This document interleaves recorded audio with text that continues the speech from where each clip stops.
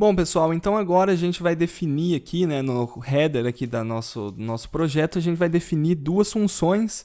A gente vai definir a função pop, certo? Que vai remover o primeiro elemento da lista, mas ele só vai fazer isso se a nossa lista não estiver vazia, porque se a nossa lista já estiver vazia, a gente não vai conseguir remover o elemento. Então a gente vai definir, na verdade, duas funções, certo?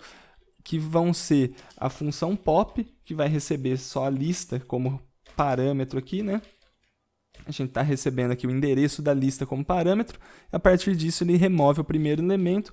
E a gente vai definir também uma função que retorna um valor verdadeiro ou falso, né? Um valor booleano aqui, que vai ser a função isEmpty.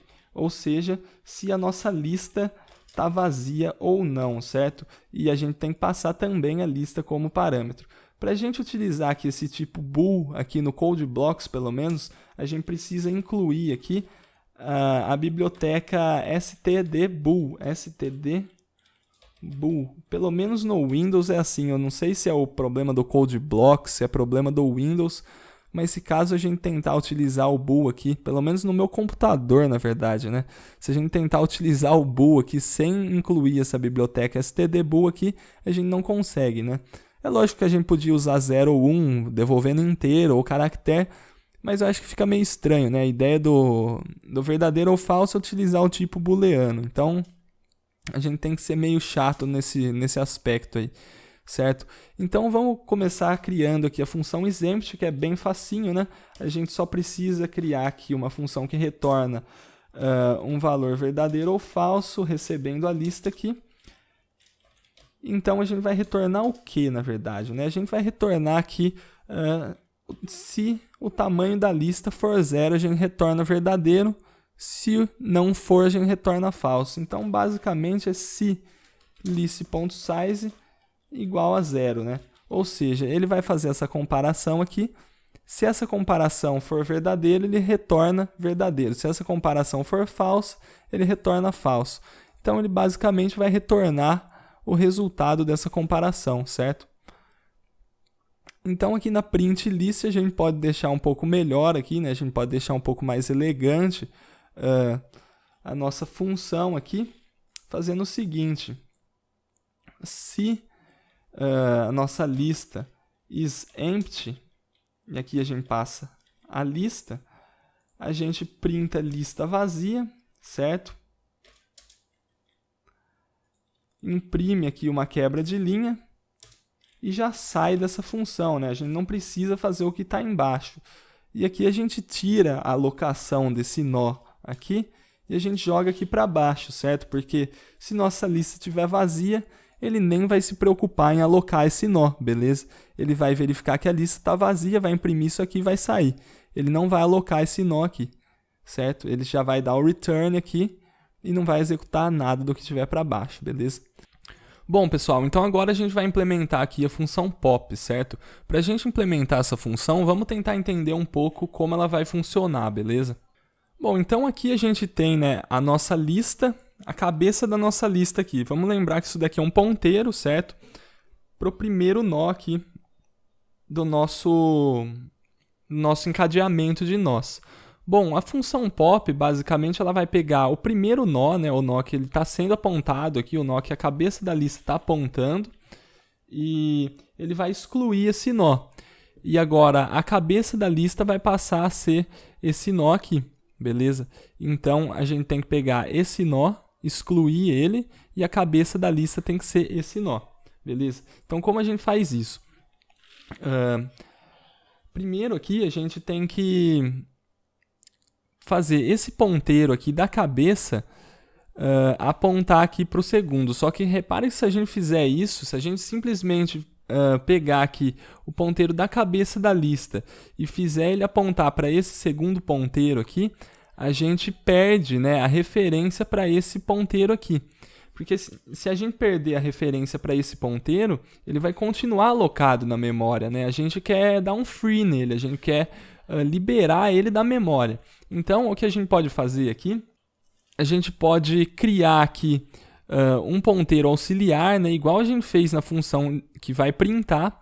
Então, aqui a gente cria um ponteiro, um pointer aqui, né, um node node estrelinha pointer, que é exatamente, né, ele tem a mesma função daquele nosso ponteiro auxiliar da função que vai imprimir. Então a gente coloca esse ponteiro auxiliar aqui no data1 e aí a gente pega o ponteiro aqui da cabeça da lista, né? Agora a gente pode fazer isso. A gente faz o ponteiro da cabeça da lista aqui apontar para o pointer tracinho next. Então a gente vai ter algo desse tipo aqui, certo? A cabeça da lista agora aponta para o próximo ponteiro que era a antiga cabeça da lista, e agora sim a gente consegue vir aqui e desalocar depois esse ponteiro da memória, certo? Além de depois decrementar, né, o tamanho da lista. Então, a gente basicamente tem que criar esse ponteiro auxiliar aqui para a cabeça da lista, a gente troca o apontador da cabeça da lista para o auxiliar traço next, e aí a gente libera o ponteiro auxiliar, beleza? Então, vamos implementar aqui a função pop, beleza? A função pop a gente vai receber aqui como parâmetro a lista. E agora a gente vai inicialmente, né, criar o nosso ponteiro auxiliar pointer sendo list-head. Beleza, então aqui a gente está apontando para a cabeça da lista, né, o auxiliar aqui, o nosso ponteiro auxiliar aponta para a cabeça da lista, e agora a gente pode mudar, né, list-head, agora ele vai apontar para quem? Para o pointer-next. Assim a gente muda a cabeça da lista para o próximo ponteiro aqui. Repare que a gente só vai entrar, né, a gente só vai remover se a nossa lista não tiver vazia, né? Porque se a nossa lista tiver vazia, a gente não vai remover ninguém. Então é importante a gente verificar antes se nossa lista está vazia. Se ela não estiver, aí sim a gente entra e executa esse bloco aqui de instruções. Se nossa lista estiver vazia, a gente vai tentar acessar um nó nulo, certo? E aí a gente vai ter erro. Então, se nossa lista não estiver vazia, a gente vem, aloca o ponteiro auxiliar, a gente troca a cabeça da lista para o próximo do auxiliar, e aí sim a gente pode vir e dar um free no ponteiro auxiliar e decrementar, né? List-size menos, a gente decrementa o tamanho da lista, certo? Bom, vamos ver se isso daqui funcionou. A gente compila. Opa, esqueci de passar a lista aqui como parâmetro. Beleza? Então, a gente vai imprimir a lista uma vez original, assim, né? Depois a gente vai dar um pop na nossa lista L, né? E depois a gente vai imprimir novamente a nossa lista. Vamos ver se isso daqui funciona. Print list, estou esquecendo de passar aqui o parâmetro da lista, né? Então, olha só o nosso resultado. Da primeira vez, ele imprimiu 10, 7, 8, 9, 5. E na segunda, ele removeu aqui o número 10 da nossa lista, né? Ele imprimiu só 7, 8, 9, 5.